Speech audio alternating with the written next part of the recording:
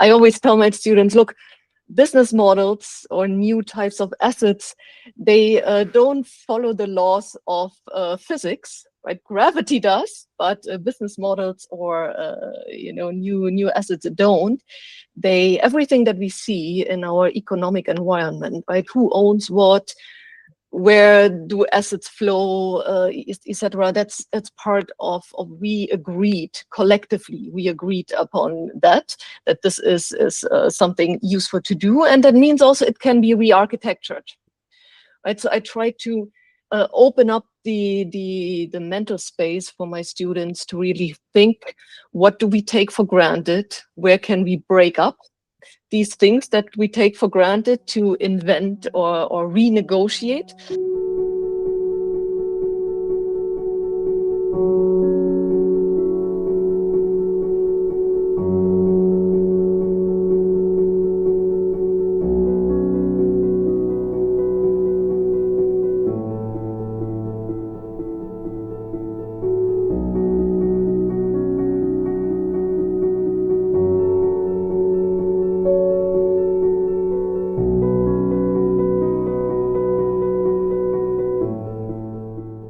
Most startups don't begin with perfect pitch deck. They begin with uncertainty, curiosity, strong opinions, and usually a few decisions made before anyone really knows what they are doing. And that's exactly why today's conversation is going to be interesting. Hello, everyone. Welcome to another episode of School to Startup, brought to you by Tracxn, a private market intelligence platform that's been supporting the global university ecosystem for over 12 years. Through our university partnerships, we work with institutions driving innovation and entrepreneurship, and this series highlights the academic leaders making that happen. I'm Harish, your host today. Our guest today is Dr. Jana Thiel, Associate Professor of Strategy and Entrepreneurship at EDHEC Business School. Her work sits at the intersection of entrepreneurship, strategy, technology ventures, and venture team dynamics. She has also worked across research, teaching, founder, coaching, and entrepreneurship in practice. Dr. Jana, thank you so much for joining us. It's great to have you here today. Well, thank you, Harish. Thank you very much for having me. It's a great pleasure to be here. Great. To start us off, can you tell us a bit about your journey? What was towards entrepreneurship and practice? Along with that, what led you into academia, and how has that experience evolved over time? Sure. So I think I like to make sense of my career as an arc that has someone who was originally innately interested in the future and how would we live in the future. You know, I've always liked to watch these science fiction series, etc. So I moved from that person now actually into someone who is really interested in understanding and studying really the people and the actions that help create that future. And I think for me, the big catalyst in that was really my time that I spent as a doctoral student in Lausanne at EPFL. That's the French part of the Swiss Federal Institute of Technology. I did my PhD there on entrepreneurship and technology management, and that really catapulted me, if you will, into that super future-oriented environment, very entrepreneurial. I met great people there, friends with whom I actually co-founded a business during that time, and that really opened up my view, right, to that fantastic space of entrepreneurship, and entrepreneurship really being quite a unique context, if you will, for human creativity and human action. And that experience has also shown me a little bit that I also enjoy a lot the academic part of that trajectory. So I decided ultimately after that venturing experience that I would like to spend my career more on helping others, helping aspiring entrepreneurs to do this journey better and more successful. So that's why I entered into, you know, a more academic career. I spent several years in different positions in Europe, and I'm meanwhile since 2 years here in the north of France at EDHEC Business School. Amazing.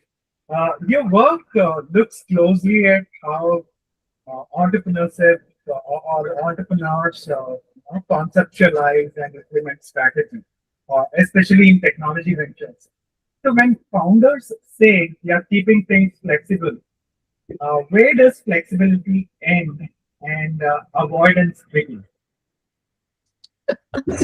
Well, where does flexibility and avoidance kick in? That's an interesting question.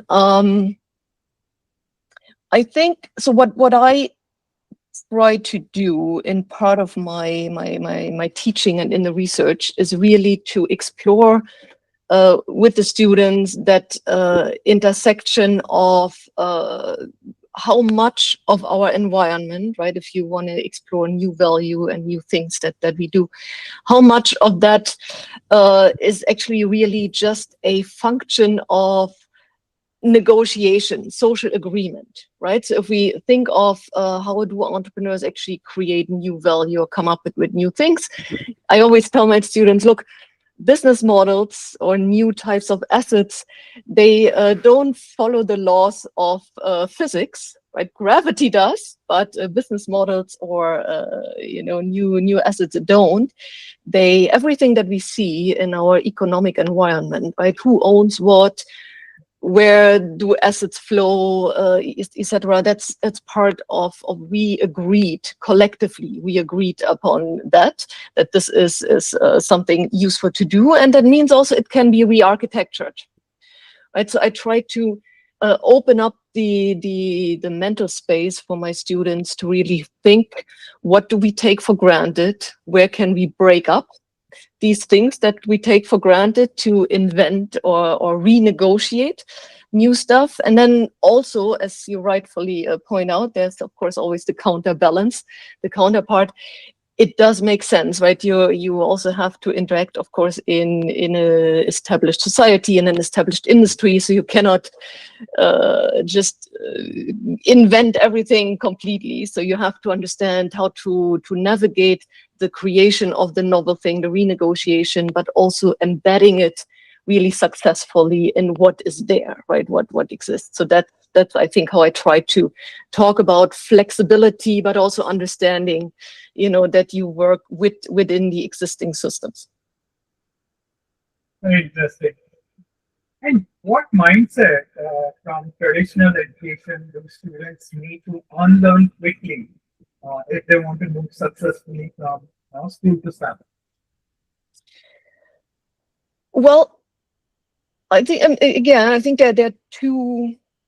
I like to think about two elements here. Really, the one thing is really that mindset of the world is as it is, and that we take that what I just outlined, right? So I try to push students to understand it is the way it is because we all agree, and we agree to follow certain rules and procedures, and some of them are super important and useful. Let's think about some common frameworks we have, how to enact responsibly, you know, new things. Think of the other human beings. So they're parts of the rules that are very important, but then also bring the flexibility of the mind, you know, to your daily thinking of it doesn't have to be that way. Just because we always did something doesn't mean it has to be that way. So that is the one part around what I outlined also earlier, right, about the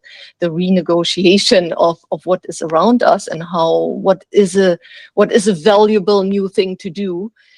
The other thing is really more, I really like to push students on their own values, if you will. So if we think of entrepreneurship being really, we know that entrepreneurship is really deeply aligned, if you will, with personal values and motivations, right? So I push my students to connect with their inner person that wants to have this bigger impact on the world. Most of us do, and I push them really to explore what exactly does that mean for them. And that typically helps them setting the stage, right, to what keeps them motivated, what drives them to create new value in the world. And because we're all so unique and different, there are a lot of great new ideas coming from that if students really think very carefully what is it they would like to achieve and accomplish. So I think these two things, so really opening up a bit the emotional attachment and also instill the flexibility both to push or inspire agency, right? Really agency of the individual to take their lives into their hand and do something.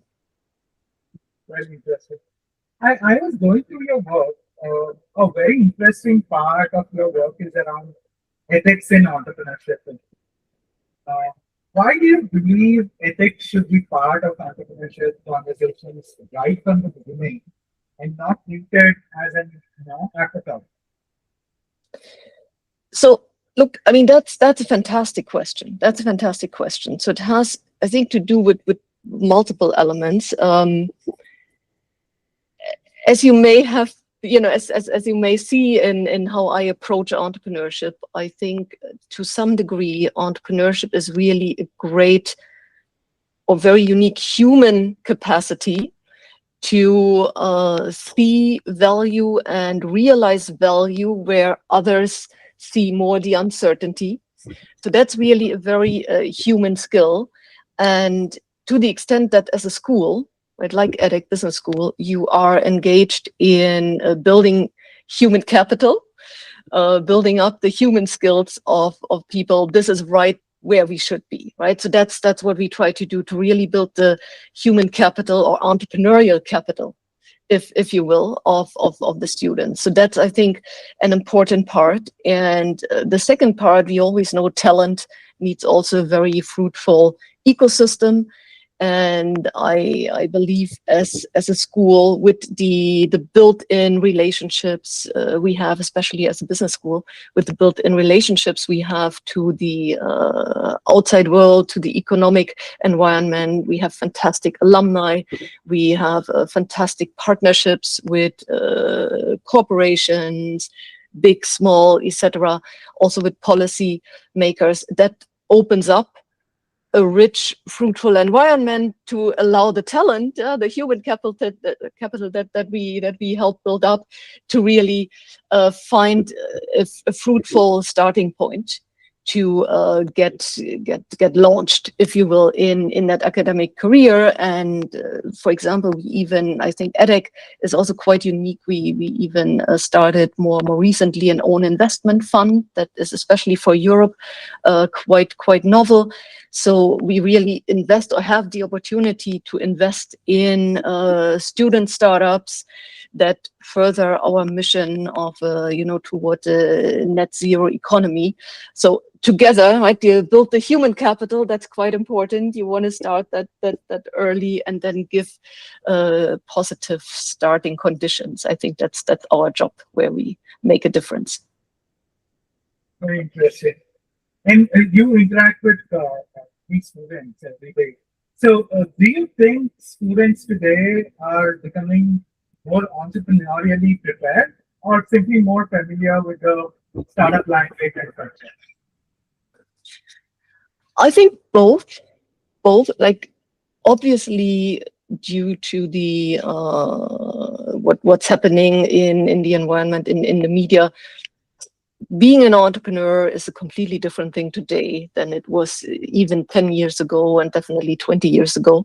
So it's more readily seen as a career option. I also believe to some degree we have advanced, thanks to the research we've done, and thanks to engaged practitioners. We also have created, I think, a lot of more like playbooks and insight into what helps entrepreneurs to get started quickly, to test ideas quickly, etc. So that has certainly advanced the basic method skill, let's say. But at the same time, and that's why I say we also still play a role as a school, is I think the fundamental managerial skills like leadership skills, self-management, communication skills that are crucial to really launch successful, long-term successful ventures.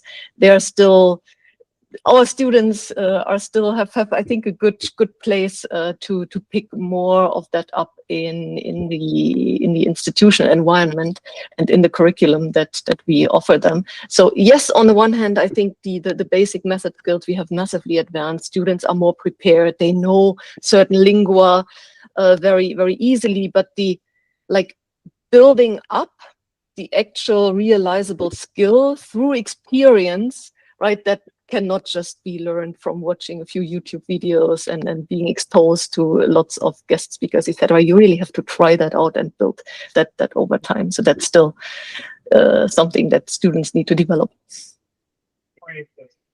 And talking about the university, so what is one thing university entrepreneurship programs can do better to support science-based, technology-driven startups?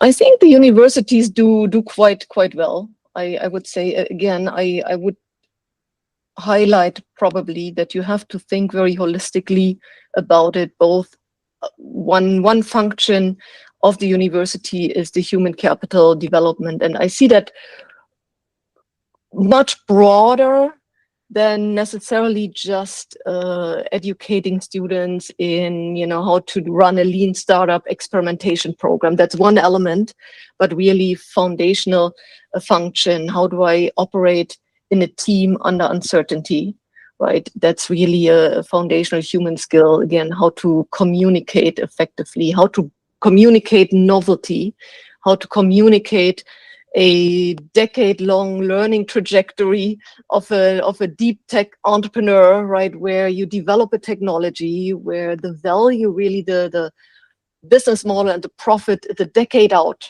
from now because it's so far into the future.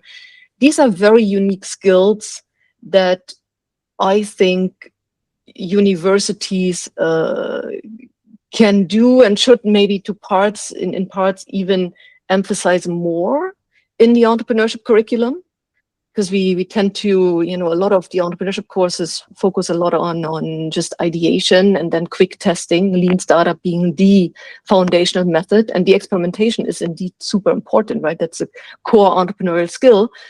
But taking the other skills, the soft skills, I think we need to bring more of that into the entrepreneurship curriculum. And then, of course, offering space, freedom to students to find each other. Like we all understand, entrepreneurship is also very socialized activity in terms of you find like-minded people with whom you go together on that journey.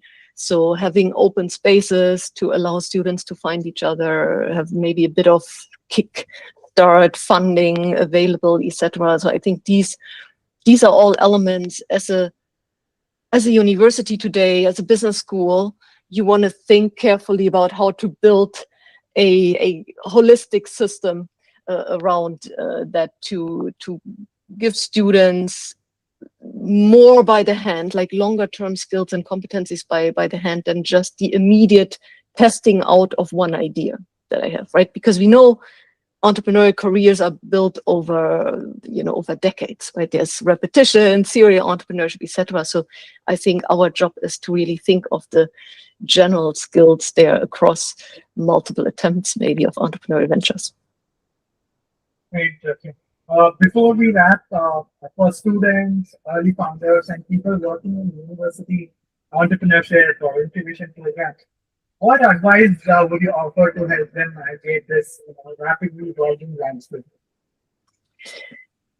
That's the question, right? So today, I mean, we're living in a super interesting time. Obviously, like from multiple angles, from a technology point of view, also socio-political point of view. Everything seems quite in flux. Careers getting reshaped, possibly, and that can easily create uncertainty, right? And maybe also a feeling of threat. So I would say, look, one important quality is to maintain optimism, to be able maybe to step back. And that's also where researchers come in, right? To be able to step back and say, look, it's not the first time in the world that change is happening, right? If you look at the timeline of innovation and where the economy has been going each time, like we can see life continues, and it typically offers a lot of times like this, offer a lot of positive opportunity also, if you see it as an opportunity and you bring the skills and competencies to the game to try to shape more that trajectory, be in it, be really at the forefront of some of these developments, help shape it rather than being a taker. So I think it's always good to invest in your human capital and in trying to cultivate a certain optimism about and being on the forefront, shape the future more than being a let's see what happens type of person. I think that's what I try to convey. Interesting. And finally, where can our audience learn more about your work, the projects you're currently involved in? Oh, I'm active on LinkedIn, so I regularly post about what I do, what I research, etc. So best thing is to follow me on LinkedIn or connect on LinkedIn. Amazing. Thank you so much for being part of this episode and sharing your insights. So from founder dynamics to strategic thinking under uncertainty, today's conversation with you reminded us that entrepreneurship is not just about ideas, it's about learning how to think, decide, and build individual wealth. Thank you so much again for being part of this episode and sharing your insights with us. Well, thank you. It was a great pleasure to share my insights with you. Thank you, Harish. Great. And to everyone watching, if you enjoyed this conversation, please like, comment, subscribe, and click the bell icon so you don't miss our episode of Space Startup. Thank you for watching.